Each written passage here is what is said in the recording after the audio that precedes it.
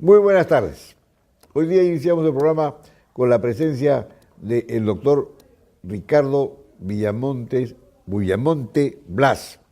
Es doctor en Ciencias Económicas y Empresariales y máster en Administración de Empresas por la Universidad Autónoma de Madrid. Economista y bachiller en Economía por la Universidad de Lima. De 1983 obtuvo el Premio Nacional de Economía, concurso organizado por el Colegio de Economistas de Lima y auspiciado por la Fundación Friedrich Ebert, por lo que fue premiado con una beca de investigación en la Universidad Libre de Berlín. Se ha desempeñado como gerente o director general de 12 instituciones del Estado, entre ellas Banco de la Nación, Foconde, Mindes de Salud, en fin. Es una persona que realmente lo que habla lo conoce y lo domina. Su libro más conocido es este, ¿no? Que la Universidad Mayor de San Marcos se lo editó, ¿no? Se llama El Mercado Secundario Internacional de Títulos de la Deuda Externa, los swaps y los programas de conversión. Esto es muy interesante. Esto, quien tiene interés en este libro puede buscarlo en la misma Universidad de San Marcos, ahí deben tenerlo ya y lo pueden, ¿no?, obtener, sobre todo los que estudian economía, ¿no? Y acá tiene usted una dedicación, porque está bien lucido, el hecho de Latinoamérica, ¿no? Del Río Bravo para abajo, a la Patagonia. Así es, doctor. Muy bien, este mercado, a ver, mi querido doctor Ricardo Villar, además, a usted sí es doctor, yo estoy discutiendo eso mucho con gente, porque acá al médico y al abogado, usted se recibe abogado, doctor, médico, doctor, no, doctor es el que sigue doctorado. Así es. No, si no, ¿para qué existe doctorado, no? Pero acá todo el mundo se doctorea. El otro día me dijeron, no, doctor es el que es doctor en un tema. No, ¿qué es esto? Eso lo has hecho tú. En fin, ¿qué opinión tiene usted de la parte económica del Perú en este momento que estamos alabados por todos y que dicen que estamos gozando de una tranquilidad y una prosperidad económica bárbara, que yo no sé dónde está? Habrá que ir por la sierra para ver si realmente es cierto, ¿no? Sí. Bueno, en primer lugar, muy buenos días, buenas tardes, encantado de estar acá en su programa, doctor Sarabia. Es para mí un honor estar en esta casa de estudios, en este canal tan simpático y que tiene esta hora de dedicación a temas muy importantes como la educación y la cultura. Y cultural. Es una extensión cultural de la universidad. Sí, he visto programas similares en otros países donde he vivido, me estoy acordando de Alemania, de Italia, de España, en donde honran pues a la cultura y a la educación, Lógico. Espacios educativos en televisión. Es parte pues del deber de la universidad, la investigación y propagar la cultura. Sí, Para eso están, en fin, no sé. Aquí, en cuanto a su libro que me tiene acá, muy atraído, muy interesado, leo El Mercado Secundario Internacional de Títulos de la Deuda Externa.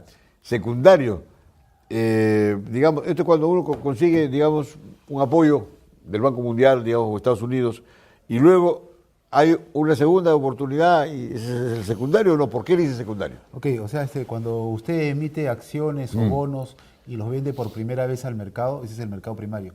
Pero cuando esas acciones, bonos, títulos, pagarés son vueltos a vender por segunda mano, tercera o cuarta, ahí ya estamos hablando de un mercado secundario. Ya. Eso en cuanto a la tenencia, entonces, digamos, ¿no? Tenencia, sí. Muy bien. Y el mercado de bonos recién, hará unos 10 años, está tomando cuerpo acá en el Perú, porque anteriormente no recordaba yo que... Es un problema histórico, ¿no? O sea, los países desarrollados financian su PBI entre un 30 a 45, a veces hasta 50% a través del mercado de capitales, de los mercados de bonos. En el Perú todavía esto es exiguo, ¿no? Está en promedio al 4 o 5%, ¿no? Claro. Porque la gente se financia mucho de los bancos y todavía este mercado no ha adquirido cuerpo, no ha adquirido importancia. Yo creo que es toda una tarea de este gobierno y del próximo, involucrar a todos los actores, se llámese Banco Central, empresas, ofertantes en general y sobre todo los demandantes, ¿no? ¿Por qué no tratar más adelante de que la pequeña empresa, como lo hace en otros países, también empiece a tramitar su financiamiento a través de este mercado que es muy valioso? Porque la característica principal es que es un financiamiento de largo plazo, es un financiamiento en el cual ellos cogen el dinero y tienen toda la temporalidad del caso para ir planeando. En cambio, cuando toman un préstamo, tienen que colocar ya y producir muy rápidamente. En cambio, el otro es más sostenible, les permite tener un mayor alcance, un mayor horizonte de cómo hacer las cosas, ¿no? Claro. ¿Y hay algún sistema o alguna empresa o alguna oficina que controla la emisión de bonos y el regular el sistema, cómo va, que se cumpla o no, porque de repente también hay bonos que después aparecen, como hacía en el tiempo de la Primera Guerra Mundial, que hay bonos de la deuda del ejército del Perú que no nos han reconocido, y la guerra con Chile también, ¿no? Claro, hay dos entidades, ¿no?, centrales. Una es la Bolsa de Valores, en donde se hace el juego, se hace la negociación, se hace la compraventa diaria, ¿no? Y hay otra entidad mayor, la CONACEF, que es la que supervisa, bajo condiciones muy estrictas, una serie de requerimientos contables, legales, administrativos, califican, y en función a eso, estoy hablando muy generalmente, Sí. ya las empresas pueden empezar a cotizar, ¿no? Claro, sobre todo es contable el asunto, ¿no? Es Verlo y además de que se invierte, pues se toma el dinero y se hace un negocio y no resulta. Una mina, muy bien, vamos a trabajar acá, y después resulta que la mina no, un fiasco, ¿no? Una cosa no es como pensábamos. Bueno, ¿y la gente escucha la plata? Así es, así es. Bueno, esto esperemos que progresivamente vaya tomando más cuerpo, pero yo sé lo que el presidente de gobierno todavía no ha puesto las manos en el asunto. Siempre juegan los mismos. ¿Esto qué significa? Que las empresas beneficiarias de siempre, no me estoy, digamos, quejando de ellas, sino más bien se debería dar la oportunidad para que nuevas empresas, sobre todo, empecemos por las medianas, ¿no?, utilizan esto, ¿no? Se trata, pues, como señala usted, que se debe desarrollar más cultura, en este caso más cultura financiera. Financiera, ¿no? Claro, porque, bueno, ya porque, digamos, uno invierte su plata, pero no puede estar controlando eso, sino es una inversión. Tiene que existir el Estado o una parte de una oficina, alguien que vea y ¿no?, que los recursos se emplean bien, si esto es realmente factible o no, o si hay una liquidación, bueno, cómo se liquida. Pues también se puede perder, ¿no? Así es. Muy bien. Y este libro... En cuanto al documento en sí, se trata brevemente lo siguiente, ¿no? Normalmente los libros vienen de allá para acá, de norte a sur. ¿Qué significa? Que los editan en Europa, en Estados Unidos, y acá los usamos. Pero muy poco, digamos, acá se editan libros o textos nacionales, justamente con el tratamiento de los temas donde hemos sufrido más y en donde hemos aprendido más. Entonces ese libro toca un tema muy específico de lo que sucedió en los años 84-91 aproximadamente, en donde cuando la deuda se remataba a precios muy por debajo del 20%, la deuda peruana llegó al 4%, algunos países latinoamericanos como Argentina, México, Chile principalmente, sacaron partido de esa opción y canjeaban la deuda a ese precio de remate y entregaban a cambio empresas, proyectos, ¿no? O sea, lograron algo muy, muy especial, ¿no?, que aquellas personas o bancos que eran nuestros acreedores se transformaran en inversionistas, ¿no? Entonces, ese tema se dio en un medio en donde que se puede describir como un desierto financiero. O sea, estábamos quebrados, no podíamos pagarles, y la habilidad... El primer gobierno de la García. Sí, sí, durante. Claro, ahí fue la famosa inflación, ¿no? No, pero esto se gesta antes, esto se gesta durante el gobierno del antecesor, el señor Belaúnde, de año 82-83. Entonces ya lo que vino después es que a partir del año 83 aproximadamente, México levanta la voz y a los bancos acreedores, al Club de París, dice que no puede pagar, dice que la deuda era un producto financiero obsoleto, que nunca jamás en las condiciones en que estaban pactadas se podía solucionar, ¿no? Que no se requería financiamiento, sino involucrar otros temas de estudio. Entonces ahí es cuando se gesta este mercado. Los bancos empiezan a rematar nuestra deuda a precios pero muy baratos. Estaban desesperados porque si nosotros no les pagábamos a ellos, estamos hablando de 700.000 millones de dólares, ya ni sencillamente el tema era de que nosotros no le debemos a 50 bancos, sino a 5.000, porque 50 dan la cara, pero son 5.000 los que participan como un seguro, ¿no? Claro. Entonces ya ni sencillamente, de no pagarle nosotros, estamos hablando de Latinoamérica, y vamos a empezar a infectar a cada uno de los sistemas financieros europeos, norteamericanos. Entonces, el primer paso fue rematar. Posteriormente, Chile, México, contraofertan y dicen: si tú me estás rematando algo al 20%, mira, yo te entrego algo que vale el 40%, pero la diferencia me traes nueva inversión. Entonces ellos vieron que era la oportunidad para sanear. Y lo más importante fue de que agacharon la cabeza, porque hablamos de la teoría de la corresponsabilidad. O sea, yo soy culpable porque he recibido tu dinero malo y tú me has financiado mal los proyectos. Pero tú también, porque sabías que se venían 10 años de recesión. Entonces tenemos que conversar.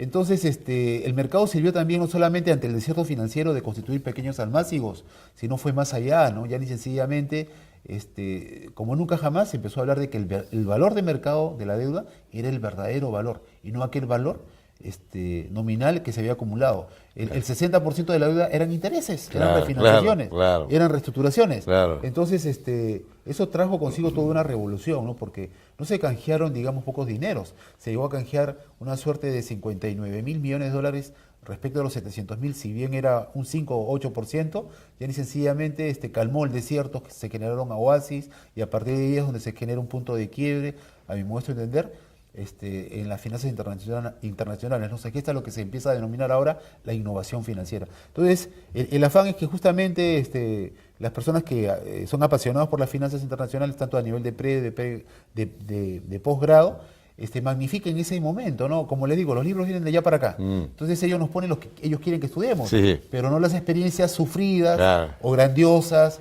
que necesariamente traen a colación toda una visualización nueva de cómo deben tratarse las cosas en la vida, pues, ¿no? ¿Y ahora cómo va el programa? ¿Cómo está, Bueno, digamos, cómo lo ve usted bueno, a nivel mundial?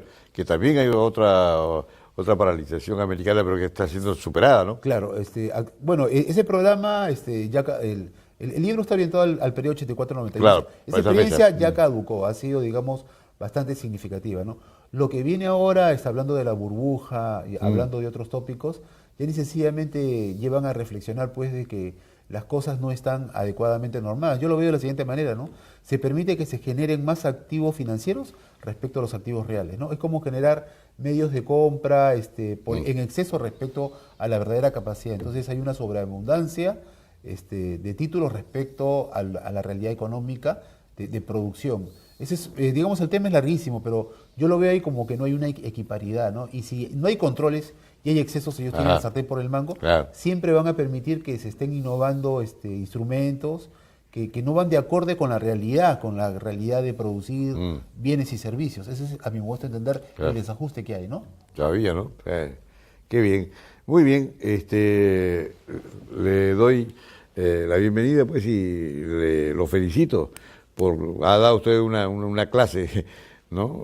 Sobre el tema que interesa a mucha gente, ¿no? Y bueno, vamos a ver, le brindaría yo las cámaras para una despedida suya y un mensaje a la juventud, a los estudiantes sobre todo, ¿no? Sobre estos temas. Bueno, en primer lugar estoy muy de acuerdo con el tema de que la titulación ya no sea automática o por cursos de titulación, ¿no? Eso no engaña, muchachos. Acá se tiene que investigar, se tiene que hacer tesis a nivel de bachillerato y licenciatura, porque la diferencia entre un alumno peruano y un europeo o norteamericano es que allá se investiga más. Somos iguales de inteligentes, pero ellos nos dominan porque tienen una mayor expresividad en lo que es el tema de la investigación. Bueno, y motivar a todos los profesores a que escriban, porque yo entiendo que los alumnos sienten una emoción muy especial cuando cuando un profesor, publica un libro. No es todo una inspiración, nosotros somos el ejemplo, ellos son el espejo nuestro, se miran en nosotros. Si nosotros nos exigimos, el alumno se va a ver motivado, se va a ver inspirado. Entonces yo diría que lo que hay que alentar en todas las universidades del Perú es la investigación. Que básico. Universidad que no investiga no merece ser universidad. Para mí, yo estoy de acuerdo con lo que usted dice. Muy bien. Encantado de conocerlo. Señor Muchas Manera, gracias. Gracias, encantado.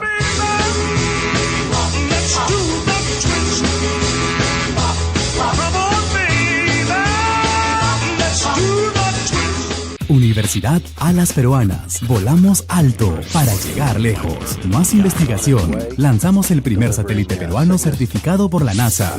Implementamos modernos laboratorios con más equipamiento. Construimos tu futuro con más y mejor infraestructura. Más carreras profesionales. Enfermería, gerontología, estomatología, obstetricia, ciencias de la comunicación, medicina humana, derecho, medicina veterinaria, turismo, hotelería y gastronomía, ingeniería civil, educación, ciencias del deporte. Sé más, estudia en la UAP.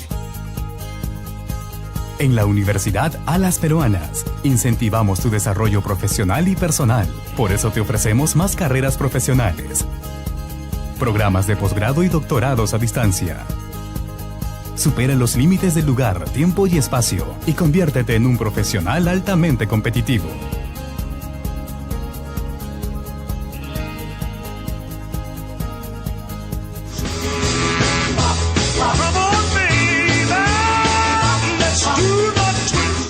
Muy bien, continuando con nuestro programa, tenemos la satisfacción de presentar al doctor Fausto Alvarado Dodero.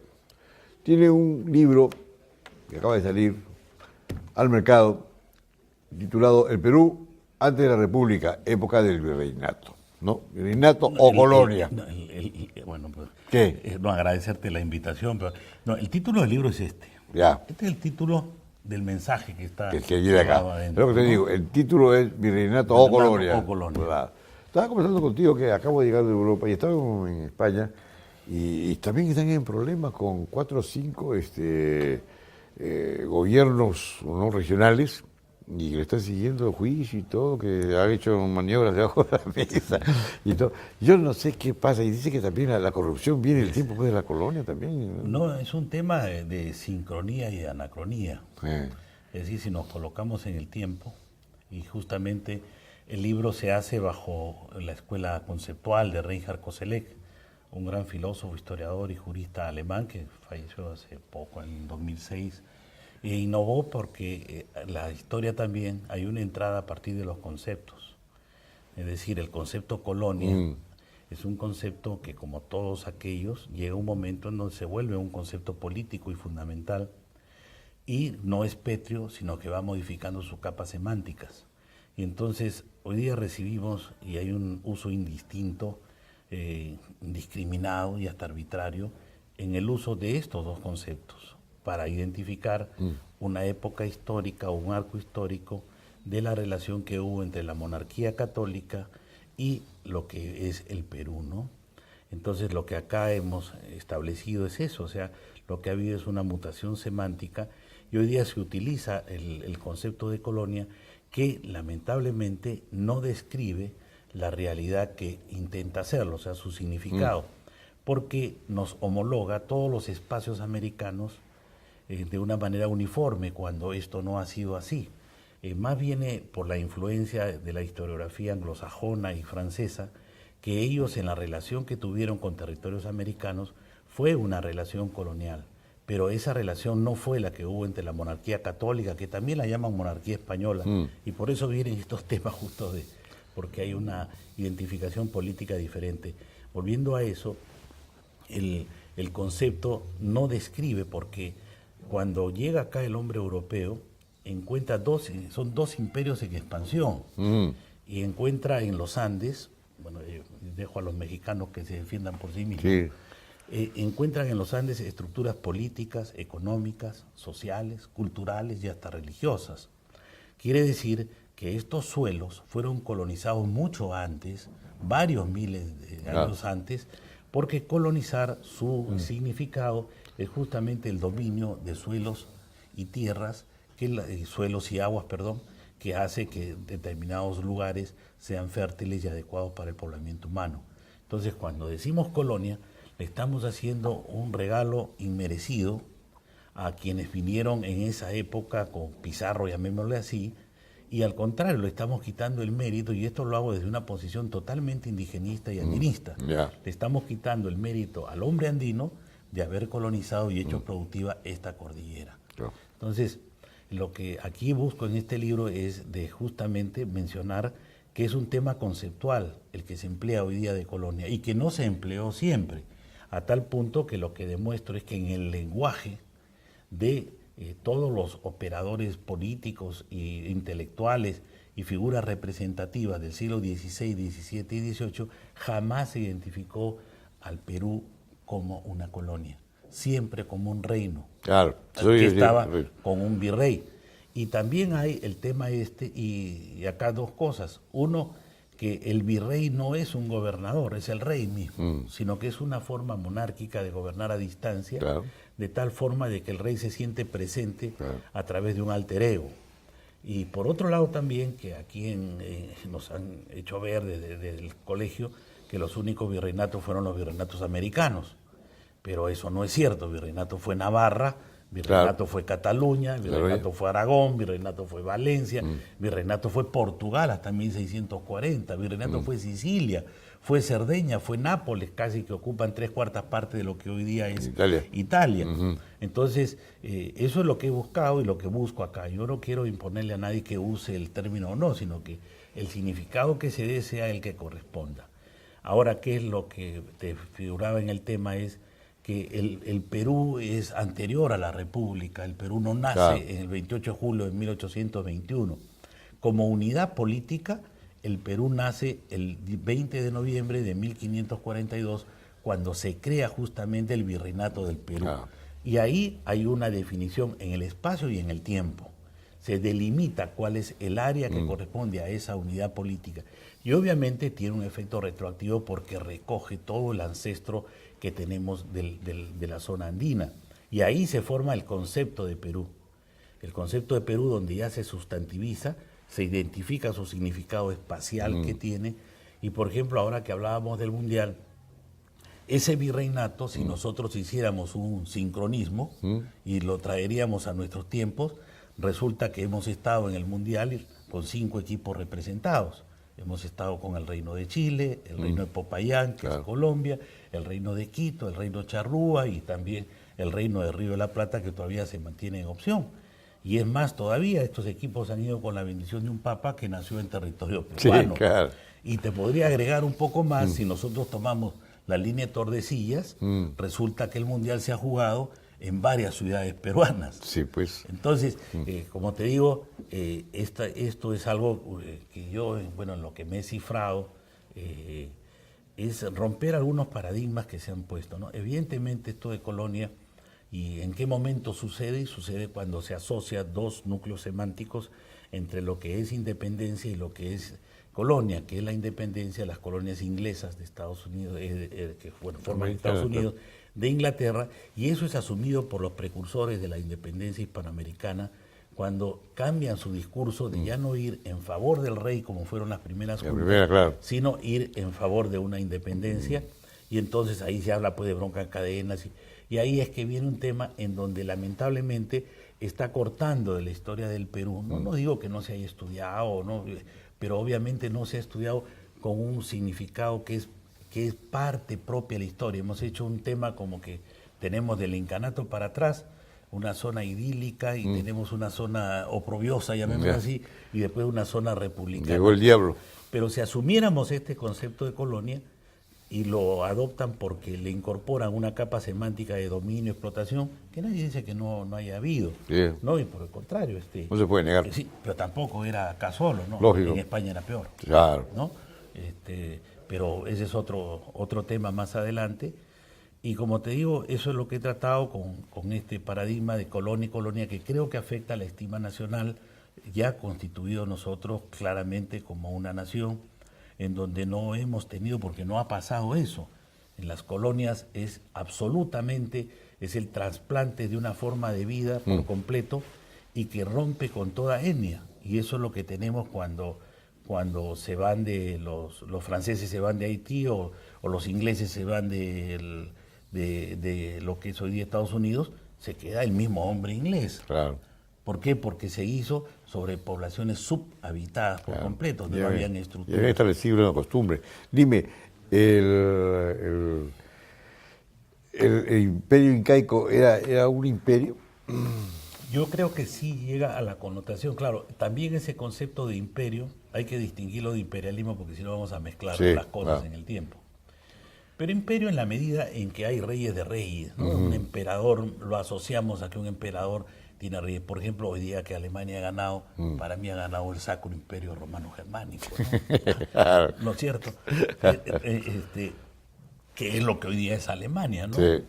Pero pocos pues lo asocian a ellos, se requiere ya un poquito de haber ido a algunos libros para poderlo identificar, pero eso ha sido, y es más, ese Sacro Imperio Romano Germánico es el que ha gobernado todo este tiempo, 200 años, hasta 1700, la monarquía, esta llamada española, y era la que regía en el tema de los austriacos con Perú, eran austriacos. Claro.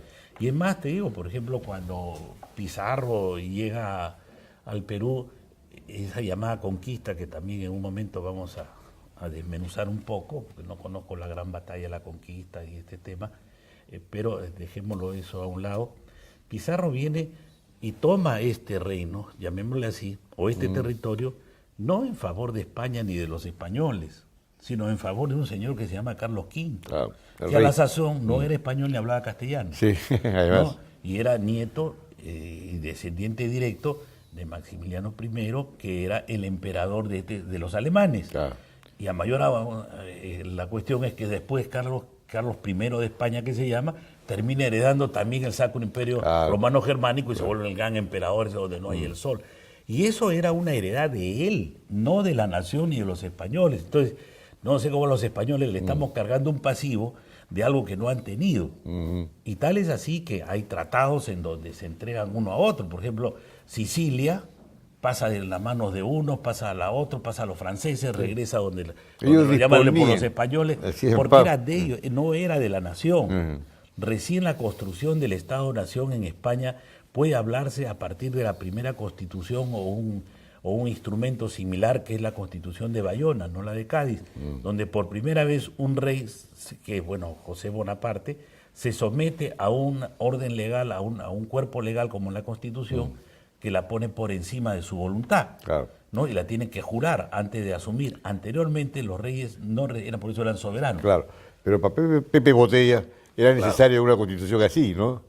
Porque era un tipo un poco díscolo, un poco disparado también, ¿no? No, porque ya la concepción francesa de dominio monárquico ya venía siendo modificada desde Richelieu, ¿no? Y lo que en ese momento lo que hay es un problema político donde el rey, que era Carlos IV, abdica en favor de Napoleón Bonaparte. Y Napoleón toma el trono y lo entrega a su hermano José Bonaparte. Y mete una nueva dinastía que ya la había metido en Italia, porque ya tenía otro hermano, el rey de Sicilia, creo uno de Cerdeña, ¿no? Pero recordemos que él era corso también. ¿Y qué es lo que pasa? El rey, que era Fernando VII, es el que todo el pueblo español, y ahí pues comienza la idea de nación, reconoce a ese rey, y entonces España entra en su lucha por su independencia, al mismo tiempo que hablamos de la lucha por independencia acá, que la Constitución de Cádiz es una constitución que se da en plena ocupación, y cuando se jura, afuera, en la puerta, estaban tirando los cañones de salva, porque era el cumpleaños de José Bonaparte, ¿no? Y España, en la zona de española, pasaba por una crisis económica espantosa, a tal punto que acá lo menciono en historiadores propios españoles, sobre todo aquellos que nos usan mucho el de Colonia, es que en ese momento, ¿qué pasaba con los niños que se morían? Te voy a decir algo sórdido, pero se lo comían los demás niños. Y eso no lo decimos nosotros. Ese era el gran dominante de esta zona hispanoamericana, y ya con una economía totalmente propia, una economía que era autónoma. Y el pueblo sale en Madrid a las calles y se produce pues el fusilamiento el 2 de mayo. Claro, el 2 de mayo. Todo eso, ¿no? Así es. Entonces, hemos hecho una abstracción de la historia del Perú, de la historia universal. Entonces, yo considero, y humildemente así lo postulo, que somos parte de la historia universal. Y entonces la historia se ha hecho demasiado peruana, llamémosle así. Y entonces hay cosas que no podemos ver, ¿no? Por ejemplo, esta idea de que era en España, no era España, pues era una casa real que después viene en el año 1700 es que llegan los franceses. Y un nieto de Luis XIV, nacido en Versalles, que no hablaba castellano, sino hablaba francés, resulta siendo rey por 46 años con el nombre de Felipe V, que ahora lo está siguiendo Felipe VI. Y yo le demuestro a muchos que me saquen donde dice rey de España hasta Alfonso XIII. Y no hay un solo rey de España, sino son rey de Castilla, rey de León, rey de rey de Navarra, pero no hay. Menos el País Vasco lo tenía rey. Bueno, Navarra tiene todo, las Vascongadas, y ahí vamos, tu apellido me suena un poco al acero ese del Google, del museo, así que, pero fíjate, por ejemplo, Cataluña ha sido virreinato, y fue tomado a sangre y fuego. Yo por eso a veces me juego un poco con los catalanes y les digo, mira, ustedes que están en este tema, acá en mi tarjeta tengo 200 años de expertise en independencia, así que cuando quieran te puedo dar. Pero, por ejemplo, la forma como Felipe V toma Cataluña es terrible. Y le impone las leyes que ya se las había impuesto a los castellanos. O sea, no es tampoco, porque primero cuando llega este nieto, que era un chiquillo de 16 años, que resulta siendo rey de esto que llamamos España, y en eso entra el Perú, y entra también Sicilia y Cerdeña y Italia. Todo ese enjambre que tenía ahí. Todo eso, tampoco ni hablaba siquiera, ni hablaba castellano. Claro. Pero no llega solo, llega con todo un conjunto de asesores que Luis XIV se los pone, como Jean Horry, posteriormente Amelot, la princesa de Ursinos, en fin, ya tenemos que ver la Saboya, ni siquiera las reinas habían nacido en España, porque Sí, pues. María Luisa de Saboya, que es una de la primera esposa, era saboyana, ¿no? Y después vino una parmesana. Pero la misma región está Es- muy fraccionada porque se hablaba pues catalán, digamos, en Barcelona, y se hablaba vasco, ahí cada uno tenía Hay lo su que idioma. se llama, y que acá también lo menciono, y bueno, ya en la tesis doctoral que estoy trabajando lo hago con mayor énfasis, los decretos de nueva planta. Porque muchos nos quejamos de que acá vinieron y nos dijeron, oiga, no se vistan así, quítense el sombrero, Sí. ustedes hablen castellano. Eso hubo en los reinos españoles, llamados. Claro. Y los decretos de nueva planta, a los primeros que se lo ponen es a Aragón, a Valencia, a Cataluña y a Mallorca, Claro. ¿no? Entonces, tiene que ver, y hay hoy día historiadores que ven la historia de la Edad Moderna de otra manera, con otra visión, como Manuel Rivero Rodríguez, que es el que me prologa el libro, que es uno de los grandes eruditos en esta materia, sobre todo en monarquías en Europa, profesor de la Universidad la Autónoma de Madrid, Martínez Millán, que están pues ya concibiendo las cosas después de haber pasado, porque al final, mira, el pasado es inmutable, eso no lo va a cambiar nadie, pero bueno. la historia sí, porque es lo que se dice del pasado. Claro, cada uno cuenta la historia de su Entonces, manera. claro, en su momento eso ha jugado en la construcción de la nación, en el discurso político de la independencia, pero ya hoy día no, pues, porque hoy día es parte de nuestra historia, y la cual es una parte bastante importante, de mucha presencia, donde el vocablo, el concepto de Perú no solamente se sustantiva como un espacio político, sino que se adjetiva como una forma de riqueza, de grandeza. Claro. Entonces eso es lo que he buscado con este libro. Ahora, algo similar, pero no muy parecido, es el austrohúngaro, ¿no? Que también Claro. tiene un grupo de gente que toda dispersa y que cada uno hablaba su idioma. Claro. Y aglomeraban. Entonces, el rey era el dueño, pero no era el país, pues, ¿no? Como dices tú. Claro, el Sacro Imperio Romano Germánico y después lo que deriva en el Imperio Austrohúngaro tenía un sistema de electores casualmente a partir de los reinos. Por eso es que habían varios reyes y se constituía en un emperador, ¿no? Claro. Y siempre cuando hemos hablado tanto del Sacro Imperio Romano Germánico, el Imperio Austrohúngaro, hablamos de imperio, ¿no? Pero cuando se habla de la zona que hoy ocupa Francia, lo que ocupa España, hablamos de monarquía, ¿no? Y la diferencia está ahí, porque en la monarquía el rey es uno. Uno. El resto llámale virrey. Sí. Y claro, era el temor de que después se vaya a independizar y no me hace caso y está en América, donde una comunicación lejos, demora claro. 8 meses en llegar y la respuesta 8 meses más. La tengo a los 2 años que de repente ya se ha muerto. Sí. Correcto, señor. Bueno, ha sido muy aleccionador tenerte aquí, conversado, y me gusta. Este libro, ¿dónde se encuentra? Bueno, están en las librerías. En todas las librerías. En el Fondo Editorial del Congreso. Ajá. Bueno, te quiero hacer ver, por ejemplo, este cuadro que me sirve de carátula, que es muy interesante, porque, mira, aquí tienes, y esta es la diferencia entre un reino y una colonia, ¿no? Tú tienes acá un matrimonio que es el de García Loyola, uno de los Ya. llamados conquistadores, Una princesa Ica. con la hija de Huayna Cápac. Él es sobrino Con la del hija de fundador Huayna Cápac. de Sí, los pero, jesuitas. sí, pero acá qué cosa pasa.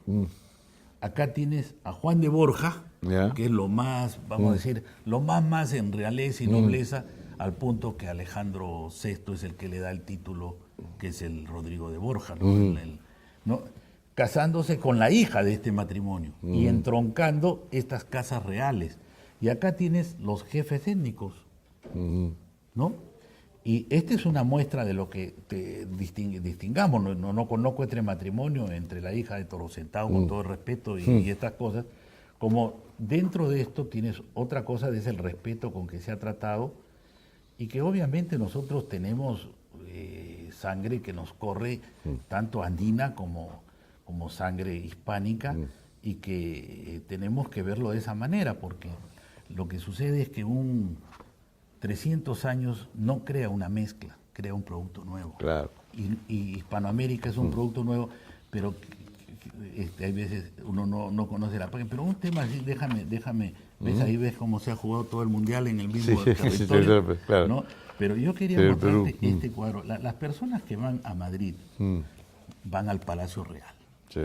Y en el Palacio Real, en el frontis, que es el frontis, no sé si lo pueden ver, hay 2 estatuas que flanquean y en donde se rinden homenaje, todos los homenajes oficiales. Y esas 2 estatuas son la de Atahualpa y la de Montezuma.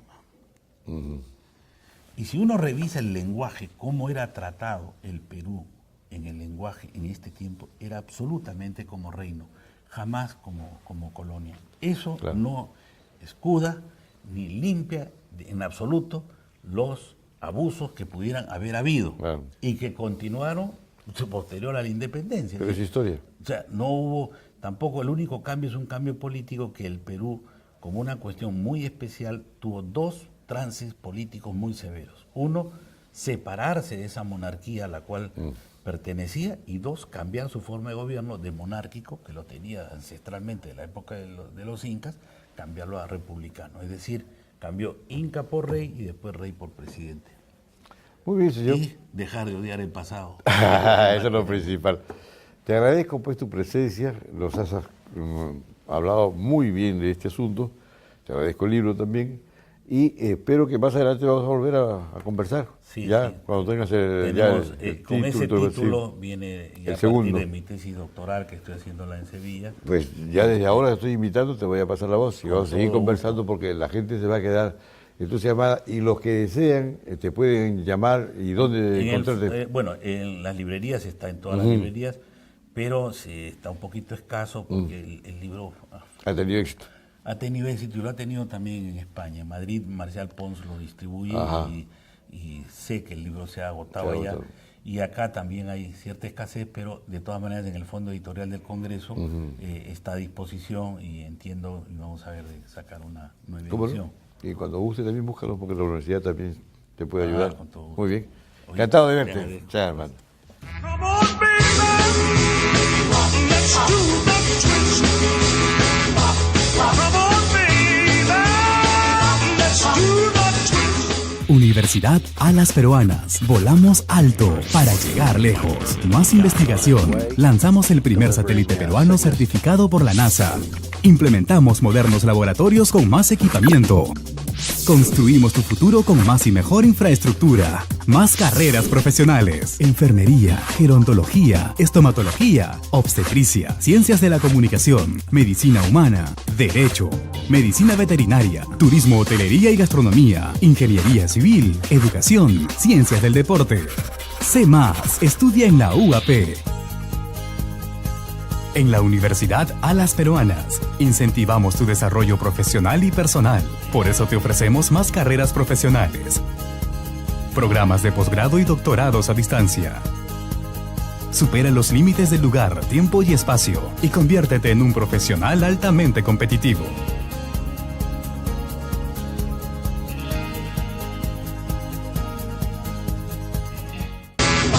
Come on, baby, let's do the twist. La doctora Rosa Pérez Dorella nos acompaña en este momento para tratar el tema presentación, ¿no?, del libro Trabajo Social y Animación Sociocultural en Latinoamérica.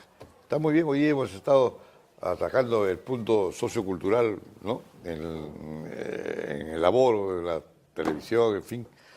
¿Qué me puede usted contar? Este libro que se llama Trabajo Social y Animación Sociocultural en Latinoamérica, tenemos ahí, es un libro dedicado pues a una serie de problemas. ¿Qué me puede hablar usted de esto mejor que yo?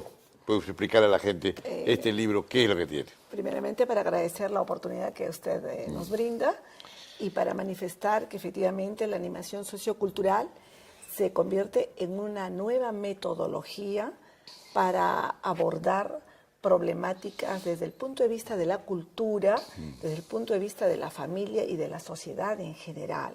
La animación sociocultural se constituye en una herramienta metodológica, señor Sarabia, que va a permitir trabajar temas como conflictos sociales, la búsqueda de consenso, por ejemplo, acuerdos y decisiones rápidas, el tema de la violencia familiar, que es un tema grave y gravitante en nuestro país, rescatar algunos valores a partir de la visión sociológica desde la cultura y desde la educación, sobre todo en problemas tan serios y graves que tiene nuestro país, la corrupción, No. entonces la educación, la democracia que solamente se constituye un acto formal, pero sin embargo democracia son espacios de participación, Claro, participación. espacios de educación, espacios de consensos, de negociación en el mejor sentido de la palabra, del abordaje de los conflictos sociales y los conflictos familiares. Entonces, este esfuerzo que se ha hecho con la doctora Soledad Núñez Inga es pretendiendo generar algunas pautas a modo de un manual con algunas técnicas. Estas técnicas y dinámicas se trabajan para la cooperación, para el rescate de la autoestima, la valoración, la recreación, técnicas y dinámicas para el análisis y la comprensión de la realidad. El tema de la corrupción, por ejemplo, es un fenómeno grave, señor Saravia, porque no distingue color político, Claro. no distingue Estado y sociedad civil. Pero la corrupción acá viene del tipo de la colonia. Así es, hay Este todo es un país lleno de corruptos. y hay que Terrible. trabajarlo. Y hay que desterrarlo desde nuestros jóvenes, pero también desde los espacios donde participan las mujeres organizadas. Hace buen tiempo se trabajó participación de la mujer en la política por la misma autora con el apoyo de la cooperativa Inca Garcilaso de la Vega, de la cual soy presidenta. Ajá. Nosotros estamos apoyando esos esfuerzos porque hoy en día, señor Saravia, la universidad, las instituciones pedagógicas educativas no se preocupan por abordar científicamente estos problemas. Claro. Hay que dar las pautas, los señalamientos desde la universidad. Hoy en día que se debate inclusive la ley universitaria, que muchos rectores se están oponiendo por este tema de corrupción. Sin embargo, ellos defienden un status quo, pero no se preocupan de que la universidad peruana no está dando respuestas de este tipo. Nosotros hemos hecho esfuerzos individuales. La cooperativa Garcilaso de la Vega es una asociación civil sin fines de lucro, que pertenecemos a la sociedad civil. Claro. Mi colega es catedrática en la Universidad del Centro. ¿Pero usted cree que las universidades están apostando por hacer investigación científica? No, señor Saravia. Y así no podemos hablar de desarrollo científico ni tecnológico. Entonces nosotros acá, al trabajar esta nueva herramienta metodológica que aborda la cultura desde el pasado, el presente con una visión hacia el futuro, Claro. de los aprendizajes, de las destrezas, de las habilidades, para poder abordar pandillaje juvenil, por ejemplo. El pandillaje, La terrible, cuántas criminalidad. cosas. Hace un minuto se habló de la delincuencia, del sicariato. Sí. Y por eso nosotros hemos programado para la primera quincena de julio un tema que vamos a trabajar a través de un fórum en la Casona de San Marcos, cuyo gestor, que es el colega de usted, el Paz Decano del Colegio de Periodistas, el señor Óscar Olorte, que nos acompaña, nos está apoyando para organizar el seminario, el fórum que se titulará Democracia y Corrupción. Y corrupción. Y tenemos que abordarlo. Hay que atacar eso. Hay que atacar y estas técnicas nos van a servir, estas dinámicas que contiene esta obra, va a servir como un manual para, a través de técnicas y dinámicas muy animosas, se puede abordar con la juventud, con las personas adultas, los adultos mayores, hombres y mujeres, la problemática que es tan compleja en nuestro país. Pero que apostamos a que nosotros sí podemos hacer algo. No podemos estar esperanzados en un Estado anquilosado. Pero no violento, solo, o sea, no. Hay que avanzar claro, todos conjuntamente colaborar, a través claro. de las redes sociales. Así es, Estas claro. redes que Sí. ponemos televisión, las autoras del libro, la cooperativa Garcilaso de la Vega, la sociedad civil, esta universidad, la Universidad Las Peruanas. Yo también pertenezco a la Universidad Garcilaso de la Vega. Claro. Entonces, nosotros tenemos La que cooperativa, contribuir. la cooperativa Garcilaso de la Vega Es autónoma respecto de la universidad, lleva Ya. el nombre porque Claro. se creó y se fundó en el seno de la universidad. Pero nosotros tenemos una posición crítica, inclusive por la problemática que todo el Perú conoce, Claro. por la que está pasando a la universidad, Correcto. y que esperamos y queremos de que esto se transparente, se dilucide los responsables también y se sanciones con el peso de la ley a quienes resultaran siendo responsables de todos los hechos de los cuales son materia de la denuncia. Le hacía esa pregunta porque los que están interesados, digamos, en contactarlos a ustedes, ¿dónde las encuentran? Nos encuentran en la avenida Alberto Alexander, 2321, oficina 101, Lince. Los teléfonos son 265-3878, donde nosotros tenemos este libro y este libro de participación política de la mujer, también allí colaborando con el esfuerzo que hace una intelectual como Linda Soledad Núñez Singa. ¿Y usted? En el Perú, que verdaderamente poco se escribe, tenemos que hacer trabajo intelectual científico, todos, porque inclusive las madres de los clubes de madre o base de leche tienen un aprendizaje, una sabiduría popular, básica. ¿Y esto lo han hecho en riquísima. Huancayo? Este trabajo se ha realizado en Huancayo. ¿Y el otro? Toda la recopilación bibliográfica, todo es de América Latina. Hay una experiencia de Huancayo, y lo otro también habla de la participación política de la mujer a nivel nacional y se focaliza en algunas organizaciones de la región Junín.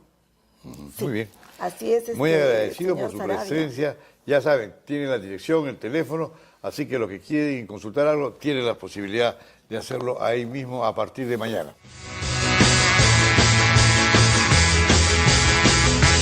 Come on, baby. Let's do the twist. Come on, baby. Let's do the twist. Universidad Alas Peruanas. Volamos alto para llegar lejos. Más investigación. Lanzamos el primer satélite peruano certificado por la NASA. Implementamos modernos laboratorios con más equipamiento.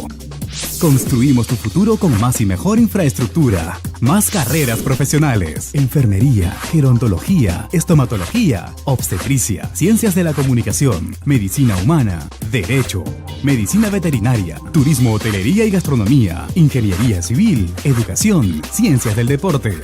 Sé más, estudia en la UAP.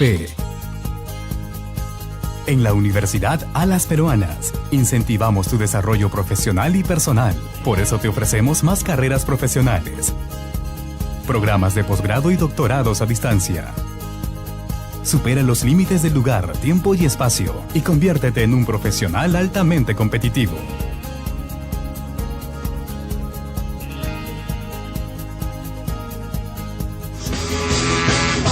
Come on, baby. Let's do the twist. Tenemos la presencia de don Víctor Vich Rodríguez. Él es sumamente conocido, hasta es ocioso presentarlo, pero es obligatorio en la televisión porque no todos estamos seguros, ¿no?, de las personas que se presentan. Víctor Vich es un comunicador de mucho prestigio y de muchos años. Se está cumpliendo las bodas de oro de, ¿no?, medio siglo, ¿no?, de entrega a la motivación. Son bodas de oro motivacionales, único en el Perú. Bueno, acá tenemos unos famosos volantes que están haciendo en el Club Social Miraflores, donde optimismo y superación personal, automotivación. Conferencia magistral, 50 años motivando al Perú. Esta es tu gran oportunidad, pionero de la motivación y del desarrollo humano en el Perú. Víctor, estás en tu casa. Estoy muy contento de tenerte acá y sobre todo en esta fecha. Y dime, ¿cómo va esto? Es maravilloso porque yo no conozco otra persona que haya pasado medio siglo, ¿no?, motivando a la gente del Perú y con éxito y reconocido, ¿no?, como estás tú, ¿no? Muchas gracias, Enrique, por tu gentil invitación. Evidentemente, 50 años no se cumplen, Así nomás. como quien dice, así nomás. Claro. ¿no? Hay, como diría Churchill, alguna sangre, sudor y lágrimas en el camino. Claro, lógico, claro. No, y siempre, no todos son iguales, pero hay que buscar la motivación a cada uno, porque cada persona es en sí es un problema. mundo aparte. Un mundo aparte. Así es. No tiene nada que ver con el otro. Hasta entre hermanos. Hay hermanos que son distintos y a uno le gusta, ¿no?, lo dulce, a otro le gusta lo salado, en fin, cada uno tiene lo Como suyo. tiene que ser, por eso es Claro. que somos individuos, individuos viene de individualidad. Individualidad, claro. Tú tienes acá un tremendo recuerdo con tus libros, ¿no? ¿Cuántos son? ¿Cuántos suman? En este momento estoy escribiendo mi libro número 13. 13, ¿está bien? Así que hay algún rato largo ya que vengo escribiendo. Te traje esto para que veas. Para mostrarlo, ¿no? Claro, que la la gente vea. ilustración. Estos son los libros. Y además, como en este país, lamentablemente no se lee mucho, no Sí, es un pues. país típicamente lector. Sí. Estoy produciendo CDs de superación personal Ajá, ya. para los que no... Has entrado a la modernidad. Ya, Bueno, sí, a la claro. modernidad más o menos. Está Con bien. este aporte para escuchar, ¿no? El que no quiere leer, bueno, que escuche, Lógico. ¿no? Y esto, en materia personal, es muy buscado, porque siempre uno a veces necesita, ¿no?, conversar con uno mismo, ver a qué se debe esto, lo otro, y encontrar el camino, que a veces no es fácil, ¿no? Ahí estás equivocado, pero tú indicas, ¿no?, el camino a seguir, y en base a la experiencia que tienes, estás indicando mucho, ¿no?, para mucha gente, ¿no? Bueno, esa es la idea, ¿no? Apuntar a que la gente se involucre en los reales valores humanos, por un lado, y por otro lado, evidentemente, pretendo despertar capacidades potenciales, ¿no? Ya. De esa riqueza humana que tenemos cada uno de nosotros, tantas veces adormecida, anestesiada por nosotros mismos en función de esta vorágine de acontecimiento, pues, del día a día, ¿no? Claro, claro que sí. Es muy importante eso. Los políticos sobre todo te buscarán porque, ¿no?, ellos necesitan esto, ¿no? Tú sí puedes, ¿no? Quisiera que me busquen, porque tendría algunas cosas que decir. Claro, claro, y enseñarles, ¿no? Lamentablemente nuestros políticos no están muy proclives a este tipo de tema de desarrollo humano. Sí, Qué porque pena. eso, ¿no?, el desarrollo humano, totalmente, básico, ¿no? Así es. Y ahí se mueven todos, en fin. Bueno, ¿qué me puedes decir ahora? ¿Qué me puedes proponer, digamos, cómo ves tú la situación del Perú? ¿Qué pasa en este momento? ¿Cuál sería la posición tuya ante una situación como esta? Bueno, yo siempre estoy abierto y dispuesto a colaborar en este sentido, en este campo motivacional, que es mi pasión, Sí, pues. ¿no?, de tantos años, y encantado si alguien tiene interés, por ejemplo, a propósito de televisión. Tú recuerdas mis mensajes antidepresivos Ah, en ese programa que se llamaba Hacia la conquista de ti mismo. Bueno, si algún canal tiene interés en este tipo de mensaje de aliento, que creo que tanto necesita nuestra alicaída sociedad, en donde preside, pues, por así decirlo, el antivalor, ¿no? Hoy día hay que hacer una campaña nacional, pero de valores, de rescatar los valores, Así porque es. se han perdido, ¿no? Y la gente ya no, Pepe el Vivo es el que tiene acá, ¿no?, lo principal, y hay que seguirlo porque él llegó. U otro, como dice, robó pero poquito. No, no puede ser. O robó pero hizo. Y sí, sí. Dios mío. Bueno, desgraciadamente la televisión está muy constreñida por el reloj, tú lo sabes. Dime, me gustaría un mensaje tuyo a la juventud, ya en manera despedida, en el cual le indicas, ¿no?, lo que crees tú más importante para cada uno en sí en cuanto a su lucha personal, ¿no?, y su prosperidad. Bueno, gracias por esa pregunta. Yo pienso que, Enrique, no solamente para la juventud, sino en este caso también para la vejentú, una de las herramientas fundamentales, por así nombrarlas, es pues la alegría, ¿no? Cuando tenemos alegría de vivir, alegría de trabajar, el panorama es otro. Hay mucha gente, lamentablemente, en nuestro querido Perú, que trabaja porque, bueno, para eso me pagan, pues, ¿qué voy a hacer? Hay que trabajar, como si el trabajo fuera, en lugar de una bendición, una maldición, ¿no? Entonces, yo creo que esta alegría fundamental que abre puertas, que rompe corazones, que acerca, que genera proactividad, ¿no? Empatía, etcétera, etcétera, tantos puntos que podríamos mencionar en el camino, es de una importancia fundamental. Justamente, fíjate, aprovechando tu pregunta, acabo de leer un informe de una clínica inglesa, especialmente dedicada a pacientes con cáncer terminal. El director de la clínica contrató a un equipo de cómicos para brindarles una vez a la semana, una media hora pues de alegría. Entretenimiento. Como diciendo por caridad, entre comillas, ya que se van a morir, claro, ¿no es cierto? Porque son terminales, bueno, que también tienen derecho a reírse un poco. Para abreviar el informe, pues ahora ese director de la clínica ha contratado a estos cómicos 4 veces a la semana, 2 horas cada vez. Entonces, ¿qué pasó? ¿Le gustaron mucho las bromas a este señor, director, etcétera? No, sino que casuística médica, radiografías, tomografías y las demás grafías que quieras añadirle, han demostrado, en este caso, sorprendentemente, que los tumores cancerígenos se habían estacionado, habían dejado en consecuencia de crecer, otros se habían achicado y finalmente otros habían desaparecido, Enrique. Caramba. Entonces se estaban sanando simplemente riéndose. Una terapia Una de terapia sanación total, ¿no? Ajá, Una bueno. terapia total. Por eso es que hay ahora muchos cursos de risoterapia y todo ese tipo de asuntos, porque esta cuestión que se ve un poco peyorativamente, ¿no? Como la sonrisa, la alegría de vivir y trabajar, eso, ¿no? Oye, es de una importancia realmente medular, Claro. ¿no? Entonces, Es vital. así es, mi querido amigo. Y hay una comprobación que lo estás viendo acá en el hospital. Muy bien.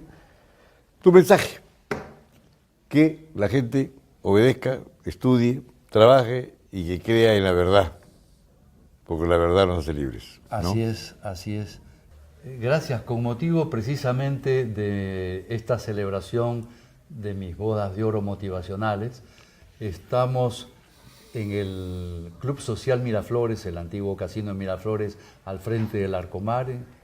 Estamos haciendo este martes próximo, 15, a las 7 de la noche, una conferencia magistral con el tema optimismo y superación personal. Pueden inscribirse en el club personas también no precisamente asociados. Así que si alguien tiene interés en el tema y en recargar sus propias baterías anímicas, encantado de poderlos recibir el martes 15. Muchas gracias.